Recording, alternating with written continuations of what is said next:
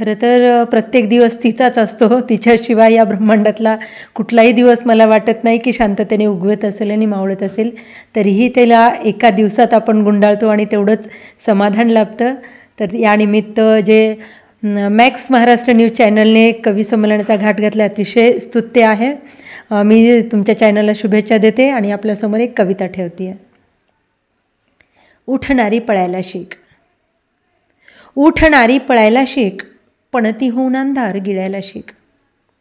उठणारी पळायला शिक, पणती होऊन अंधार गिळायला शिक. कर प्रसंगी वज्राघात तू, कर प्रसंगी वज्राघात तू, पण कधी लोणी होऊन वितळायलाही शिक. उठणारी पळायला शिक, पणती होऊन अंधार गिळायला शिक. अगं मनगट तुझेच आहे, मनगट तुझेच आहे, पण त्यात शक्ती नाही. अशी पूजा काय कामाची जिच्यात भक्ती नाही. मनगट तुझेच आहे, त्यात शक्ती नाही. अशी पूजाच काय कामाची जिच्यात भक्ती नाही. सोड बंद देवारा, खुल्या आभाळात उडायला शिक.